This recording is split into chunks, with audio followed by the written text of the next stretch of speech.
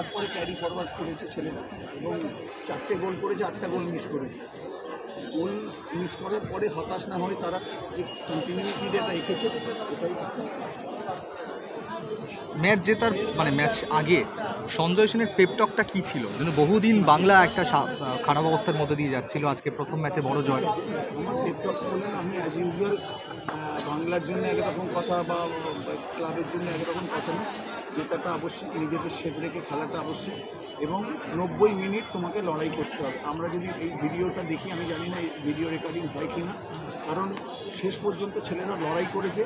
এইটাই আমার কাছে প্রাপ্তি, যে 90 মিনিটস বা 95 মিনিটস অব্দি তোমাদেরকে কন্টিনিউয়াস 4 গোল হয়ে যাওয়ার পরে একটা ছেলেও ক্যাজুয়াল হয়নি। This is a very very good thing, যে কোনো টিমের ছিল না এটা।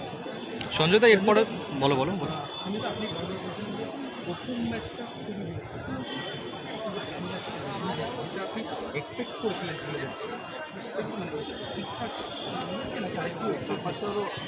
এক্সপেকটেশন কি শেষ হয় নাকি? ভালো কি কখনো শেষ হয়?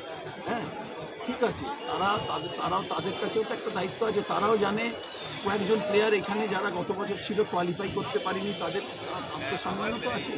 সব মিলিয়ে নিশ্চয়ই ঠিক আছে, যে ভুল ত্রুটিগুলো হয়েছে সেগুলো একদিন একটা সময় আছে, তারপরে আবার পরশুদিন খেলা, এই পরপর রিকভারি প্রসেসটাও খুব কুইক, মানে ম্যাচটা খুব কুইক বেশি দেখা যাক। ঠিক আছে,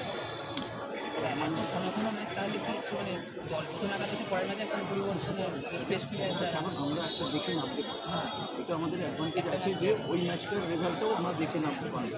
তো জেতার প্রথম ম্যাচ জেতার এটা একটা প্লাস পয়েন্ট, যে তুমি জিতে অঙ্ক করে অনেক খেলতে পারবে বাকি দুটো ম্যাচ দেখা যাচ্ছে। সঞ্জয় দা গোল হয়তো এসছে, কিন্তু বেশ কিছু সহজ সুযোগও মিস হয়েছে, এরপরে কঠিন প্রতিপক্ষ আরও অপেক্ষা করে আছে। এই দিকটা রিকভারি করার জন্য কী চিন্তাভাবনা গোল করতে হবে।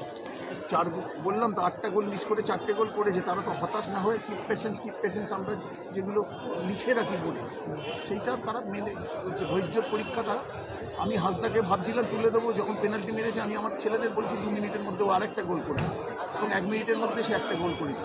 কারণ এইগুলো কোচ যারা হয় তারা হয়তো এইগুলো এক্সপ্লেন করা যায় না, because you can read what is going to happen. Thank you Sanjay the.